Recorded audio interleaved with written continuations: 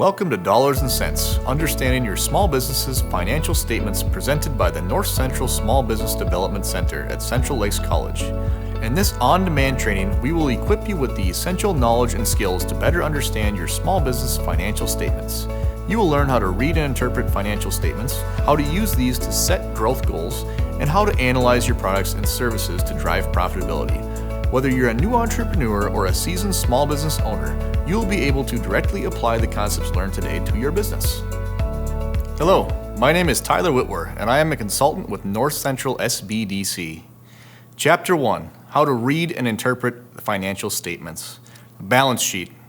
Definition of a balance sheet: a statement of the assets, liabilities, and capital of a business or other organization at a particular point in time, detailing the balance of income and expenditure over the preceding period.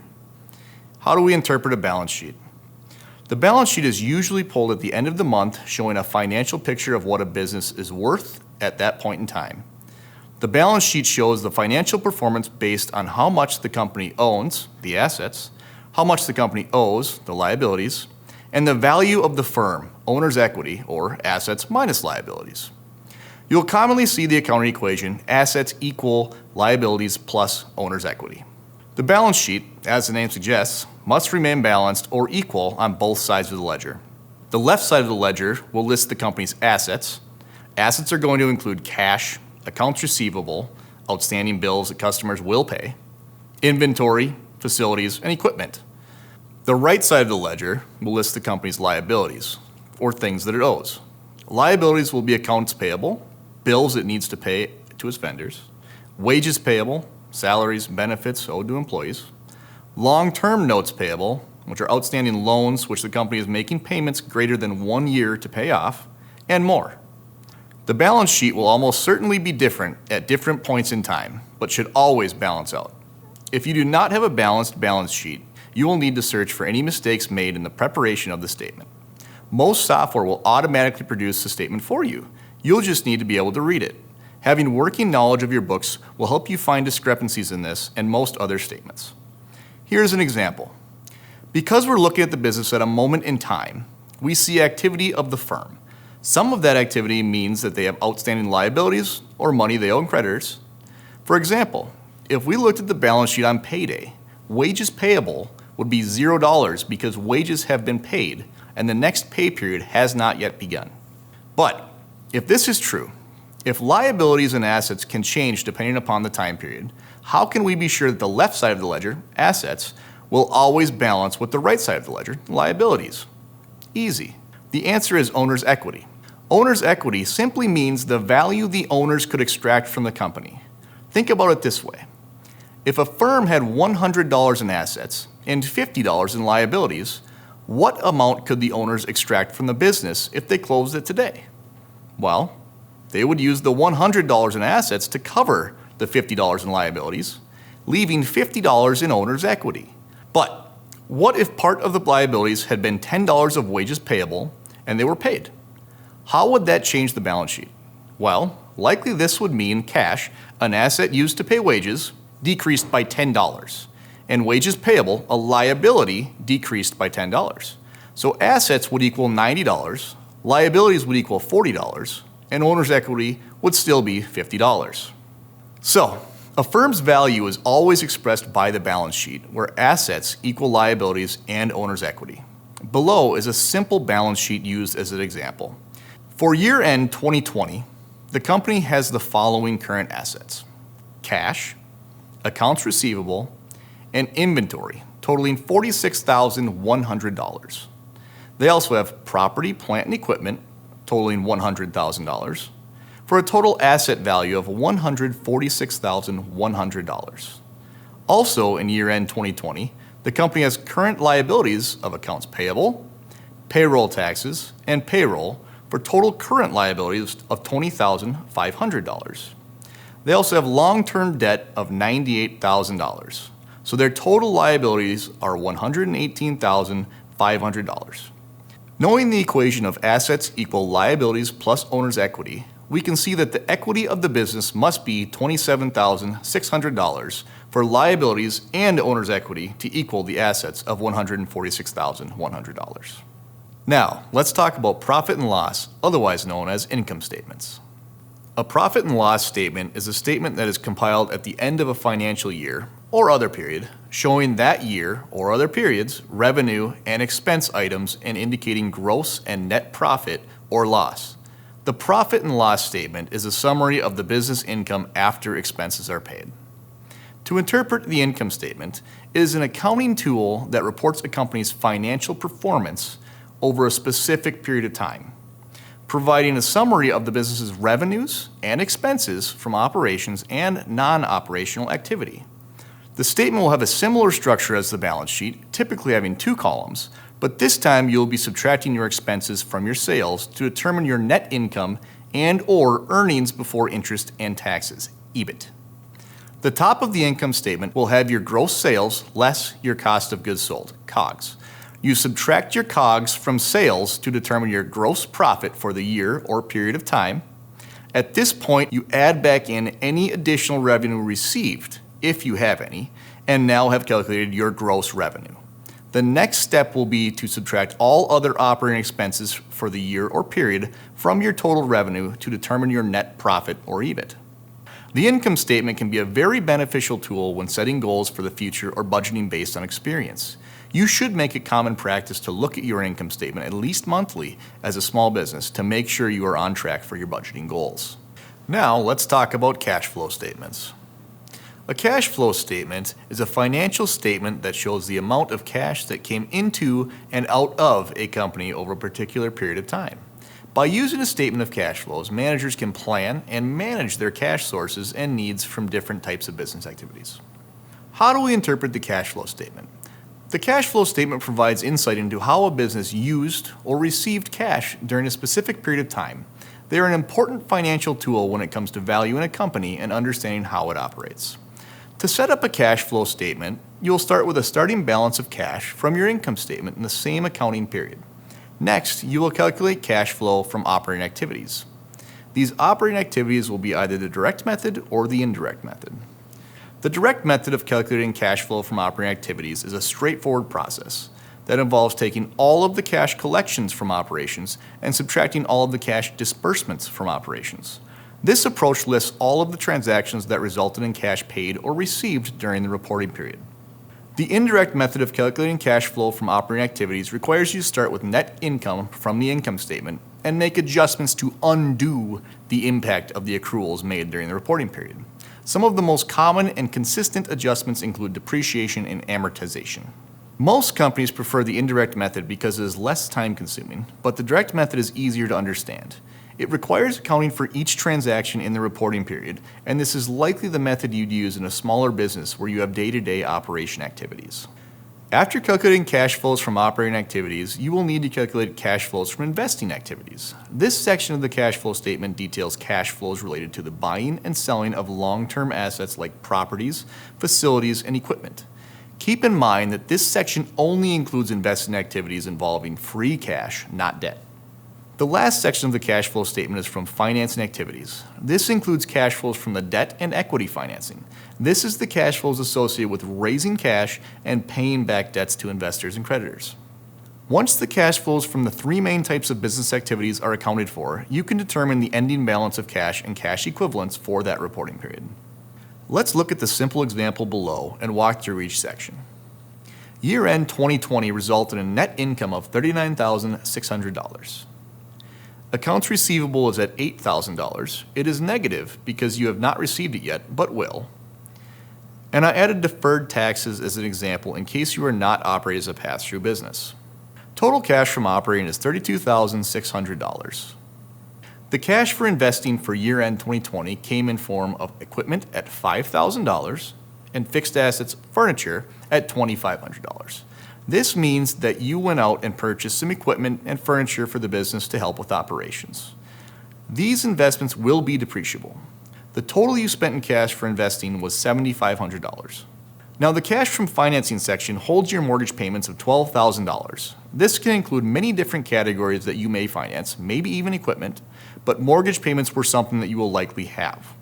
When you add up these sections, you get a total increase in cash of $13,100 for the year end 2020, which means the business has a positive cash flow.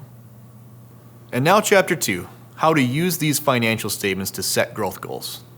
Setting growth goals for your business based on the financial statements gives you a solid foundation for what your company can truly achieve in relation to what your goals are for the company. Profit and loss. Using the income statement for setting goals and budgeting for future growth is something that can be extremely beneficial for a company. This approach works best when you have some historical data to work from, and when you have a few years of solid data, it can be really beneficial to compare specific time periods to determine your variance in expenses and income on a month-to-month or annual basis.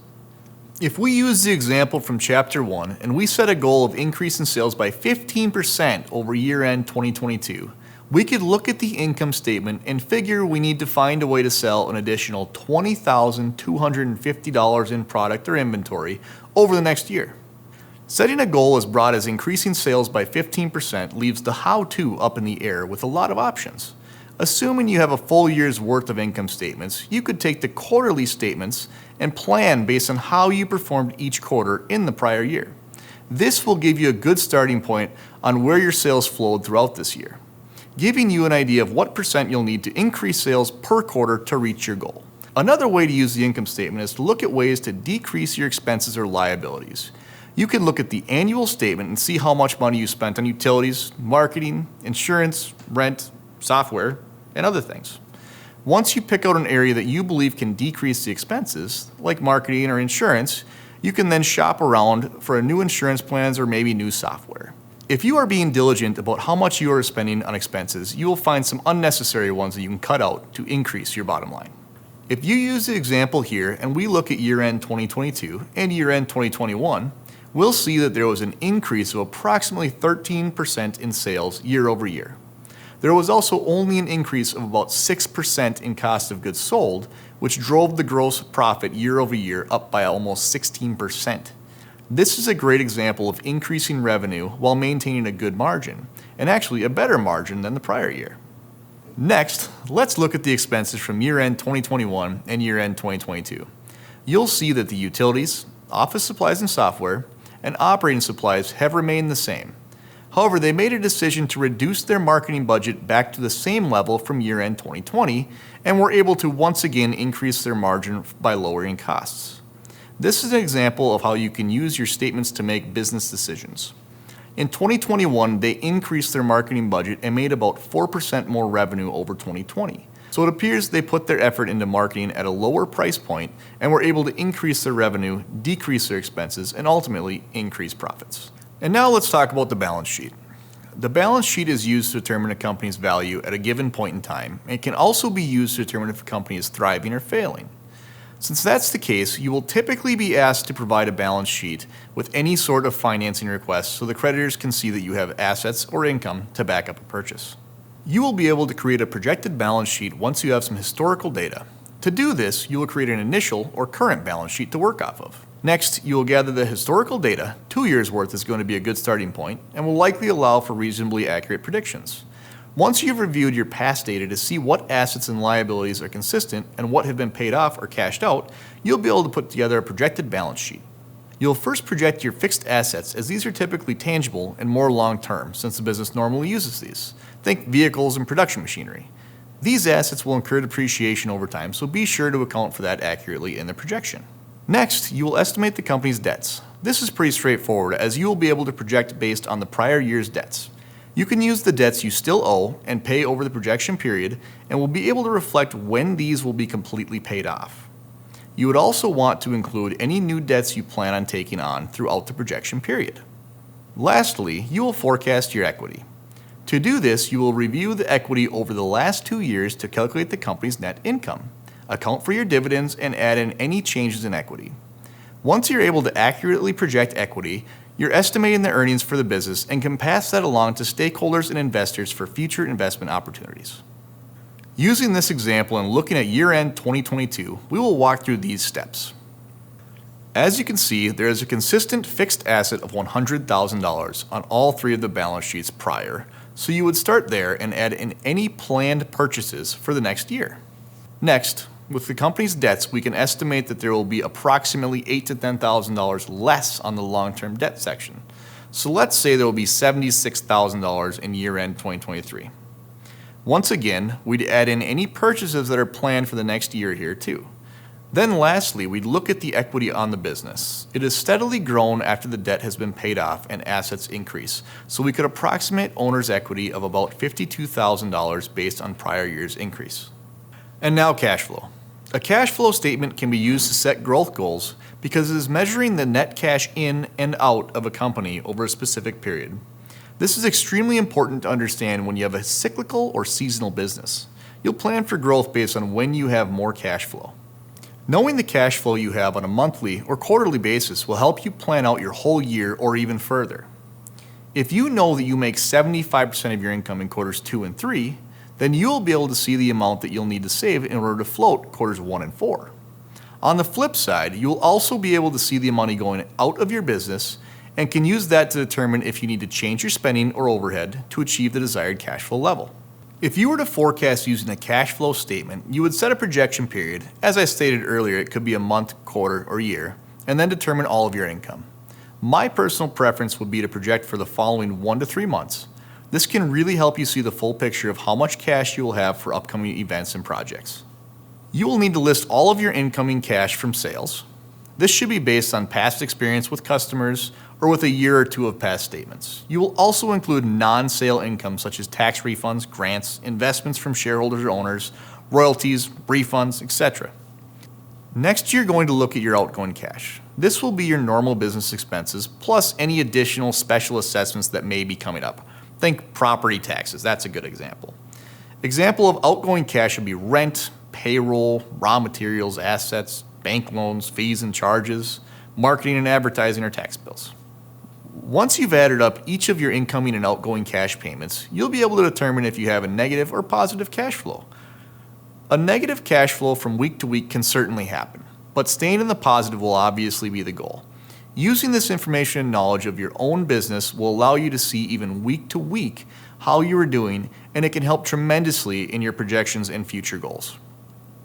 Using this example, you can see that cash flows can have quite different effects based on your actual business habits. If we look at year-end 2021 and year-end 2022, there's a substantial difference in income and total cash from operating. However, the actual cash available is significantly different, but not as much as you expect from just the net income numbers. You see that in year 2022, there was quite a bit of cash from investing activities going on, which of course takes a toll on cash available. Now, this increase in sales from year-end 2022 could be due to the investment in more equipment, and then forecasting for the following year could mean much more cash available because the equipment was already purchased. The equipment and furniture purchase could also be because the useful life of the old equipment had come to an end. In this case, forecasting and planning are important when the expenses are coming up. Now let's talk about SMART goals. When setting your goals, it is fine to start with a broad statement like, I want to increase my profits, but then you need to come up with a way to reach those goals. This is where the SMART goal system comes into play. SMART stands for specific, measurable, attainable, realistic, and timely. Here we will break that down. So our goal is we want to increase profits. Specifically, I will increase our revenue while cutting down on expenses. Cutting down on expenses may be in the form of renegotiating rent, pricing new vendors, or even as simple as using less electricity or office supplies. Measurable.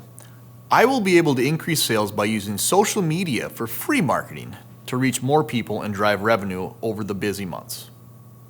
Attainable.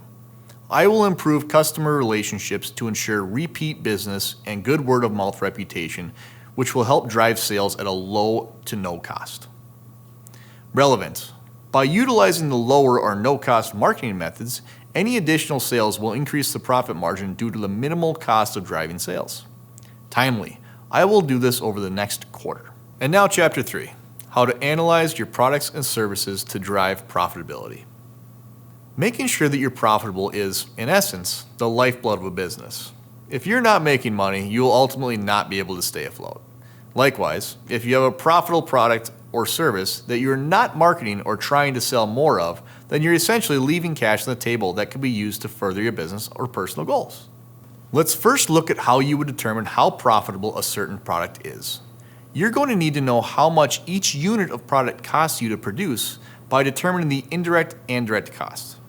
At a high-level example, let's say that you have two products that you sell for $6. For this example, we'll say you sell the same number of each product. Product A requires 5 minutes of labor at $15 an hour and $2.25 of material.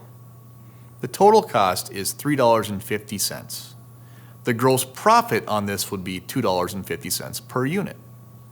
Product B requires 15 minutes of labor at $15 an hour, but it only takes $1 worth of material. The total cost is $4.75. The gross profit on this would be $1.25 per unit. This example took into account only the very direct costs of producing a product, but it is important to show the cost of labor is crucial in the production budget of a product.